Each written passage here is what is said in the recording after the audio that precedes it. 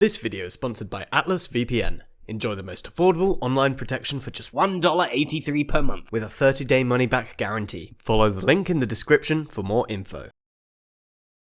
Recently, Paradox announced its new expansion pack, Tours and Tournaments, which will introduce new game mechanics centered around the concept of travel. At first, this might not sound all that exciting, and perhaps not a priority either, considering how there are some parts of the game which could do with being fleshed out, or are still somewhat outshone by its predecessor in CK3. However, this could end up being one of the most revolutionary additions to the Grand Strategy franchise, and highlights an integral element of medieval life that is often overlooked from our modern perspective. Previously, whenever characters, whether player or AI controlled, would attend events or meet with other characters, they would simply teleport there.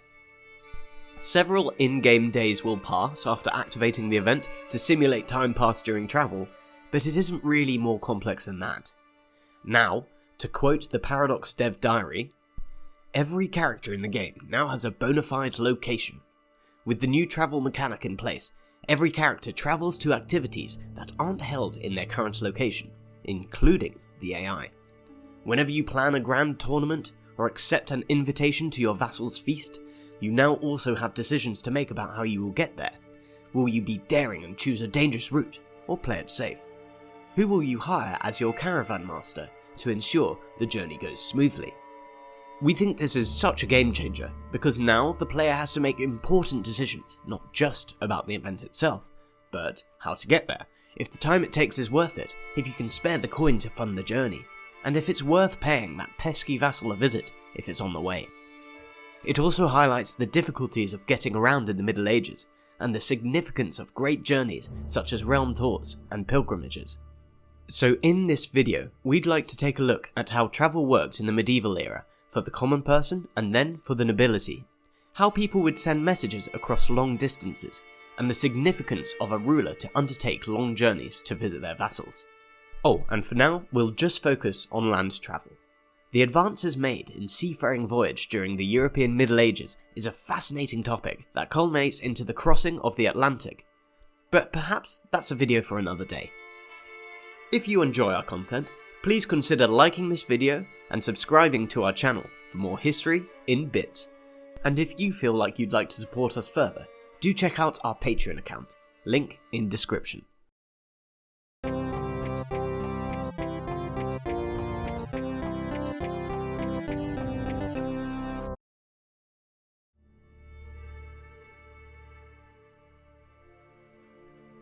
So, how did people get around in the Middle Ages?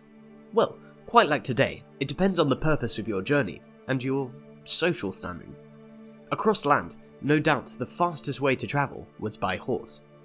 In a day, you could potentially travel 50 to 80 kilometers on horseback, as long as the conditions for travel were ideal. One account suggests that King Richard II of England once managed to travel 100 kilometers in a single night, changing horse halfway. The thing is, horses were too expensive for the average Joe, and so if you wanted to get anywhere, the overwhelming majority would travel by foot. The journey times would increase dramatically, and there was a greater necessity for accommodation for the average traveller. Despite what we might have been led to believe from media, such as Game of Thrones, it was quite rare for someone to have to camp in the wilderness overnight. There were in fact an abundance of places to stay for travellers. It was socially acceptable to seek shelter in local people's homes, and monasteries were welcoming to the weary traveller, particularly if they were pilgrims. This is also the era where inns and hostels became a popular business venture across Europe. In the UK, for instance, many pubs can trace their history to this era. Many typical names of pubs, such as the Swan or the King's Head, sound a little random and arbitrary, but they always are accompanied by a painting or a logo on the outside. This is because the average traveller in the medieval ages couldn't read, and so would identify the inn by the logo they saw. An inn with a painting of a swan on the outside would be known locally as the Swan, and it would continue to be called that into the modern day. The idea of using maps to get around is another misconception, which we may be misled by our modern obsession with using maps in films, books, and, yes, video games. This we can forgive Paradox for. Visualizing the world using a living, breathing map may not be historically accurate, but there's no way these games could exist without it. Anyway, instead of following a map, the average traveller would use a travel itinerary. This would be a list, in picture form for those who can't read, of place names they must get to on the way to their destination. And when they get to these places, they'll ask the locals which way it is to get to their next stop. Imagine it's like the directions you get on Google Maps, just without the map or, directions. But this was actually a very efficient way of getting around, because one could use local knowledge to find the best route. Furthermore, roads and pathways were often named in a way to help travellers know which direction to go to get to their destination. We can again trace this history in the road names of today. For instance, in my hometown of Guildford, there is a street called London Road, which would indicate that to get to London, one must follow this road. And in London, there is a street called Guildford Road, which does the opposite. Speaking of roads, the majority of paths travellers would use were pretty dreadful, often being no more than mud tracks through the woods, so you can imagine how much longer it would take to travel on a rainy day. On the other hand, the roads that the Romans built were still extensively used because of their high quality, even over 1,000 years after they were built. Perhaps some modern governments could take a leaf out of the Romans' engineering handbook. Looking at you, Belgium. If you'd like to know more about travelling for the average medieval peasant, do check out Modern History TV's fantastic video on the subject, which inspired this part of the script. Link in the description.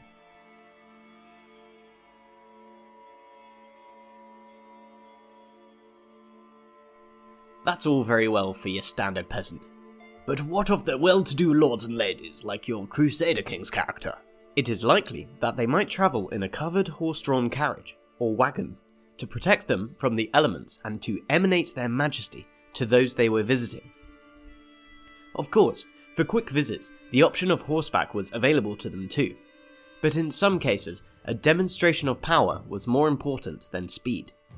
And often, if you were travelling long distances, the court and its amenities would follow. In fact, the idea of a permanent royal court seated in a country capital was not a universally held concept. Before the 14th century, many European royal courts were what's known as itinerant courts, which would migrate across the country to govern in different parts of the realm. This was exactly how the Holy Roman Empire was governed, for example, with no one location being regarded as the permanent capital. This is in contrast to the more centralized system of governments in the Byzantine Empire, which was a more traditionally Roman way of governing things. Check out our video on the subject. Therefore, some royal courts in Western Europe would be on the move more often than stationary. And despite all the logistics of moving a whole retinue of courtiers, supplies, livestock, and most likely extravagant displays of wealth, a royal court retinue could travel impressive distances. Whilst the average distance per day was about 20 kilometers, according to German historian Martina Reinke, in 1146, Conrad III of Germany travelled a whopping 66 kilometers in a single day. I wonder if you could travel that far on a Deutsche Bahn train without it being cancelled. Crusader Kings 3 does not portray this concept of itinerant courts so well. Whilst there is the concept of crown authority, as well as the ability to move your capital once per lifetime, neither really represents the movement of the court that was so fluid in much of Western and Central Europe. The Royal Courts DLC makes this matter a little more problematic, considering that it cements the court in a fixed place. But it seems difficult to portray the difference between an itinerant court and a fixed one in-game, as well as portraying the evolution of the concept of an administrative capital that happened within this time period. It might be a little ambitious to expect Paradox to introduce a game mechanic of a frequently moving court in the upcoming DLC, but it is nonetheless a step in the right direction.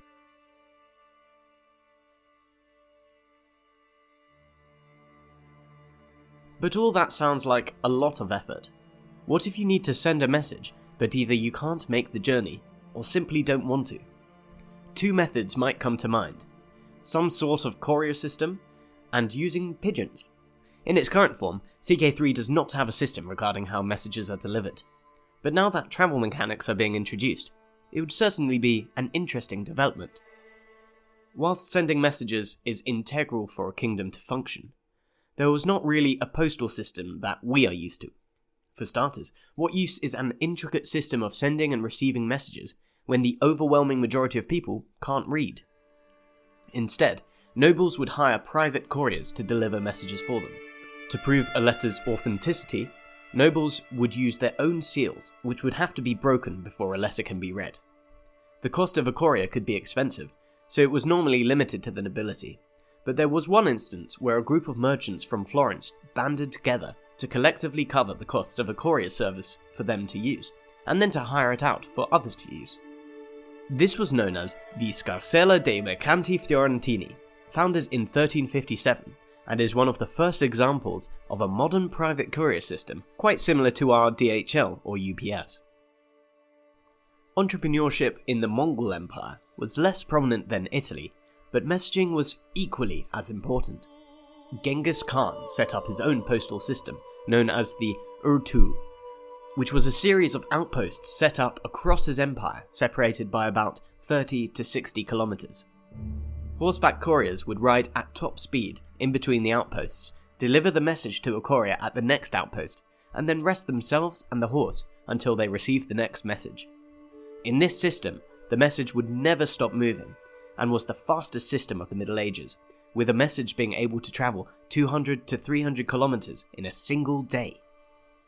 There is also the use of birds as messengers, which was a common trope in the fantasy genre, and has shaped how we portray medieval Europe in our imagination. But it's mostly false. You see, it is true that the use of birds to deliver messages has existed at least since the Romans, and is assumed to have been used by the Persians and Egyptians. But this was an innovation that was widely forgotten by the Europeans.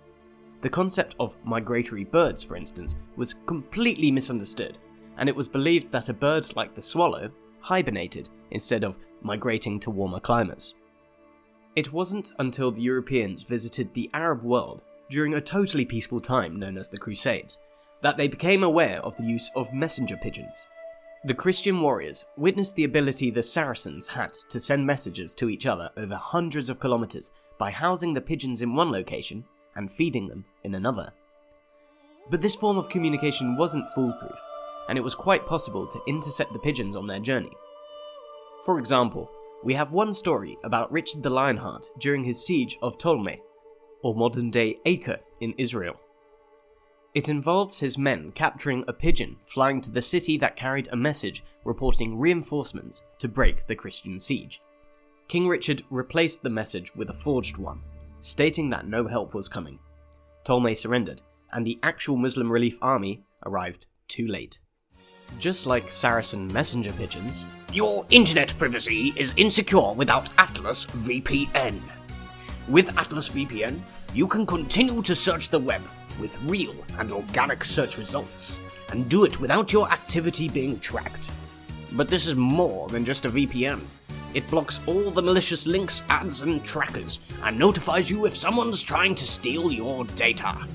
On top of all that, you can get offered nifty discounts and deals while shopping online, including airlines, hotels, and even online subscriptions like Netflix and Spotify.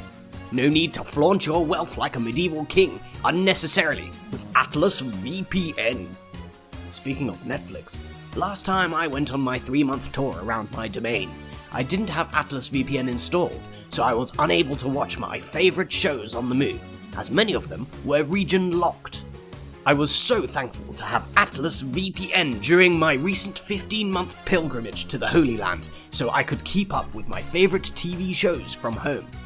Your whole dynasty of electronic devices can now be protected, as Atlas VPN can protect all your devices with a single subscription. This is the best VPN deal in the market. Enjoy the most affordable online protection for just $1.83 per month, plus 3 months extra with a 30-day money-back guarantee. You can take this deal by clicking the link in the video description below. Be quick, as it's a limited time offer. Despite the rediscovery of messenger pigeons from the Middle East, this did not end up becoming a main form of communication across Europe until after the medieval ages, from the mid-15th century onwards. Only a select few places that regularly traded with the Arab world adopted this, such as Genoa, where some of the city watchtowers were repurposed as pigeon cotes. It is understandable that Paradox has not considered postal messaging in Crusader Kings 3, or any of their games for that matter. It is a layer of complexity that might seem unnecessary or mundane, but perhaps it can be integrated in an engaging way. For example, it was a constant threat when sending a message that it could be intercepted. In-game, there could be a hostile scheme your character or your character's spy master can take to intercept messages to spy on your enemies or forge letters to aid their demise. Furthermore, the use of pigeon messengers could be an in-game innovation which increases development, taxes, or even success chances of personal schemes, like when you sway one of your courtiers. I can already imagine a nice flavour addition. If your character is a falconer, a CK3 feature that has been hinted to return, you can have an additional method of using your falcon to intercept messages from pigeons. Let us know in the comments if you can think of any interesting mechanics like this, or let us know if you think we're being a little pedantic.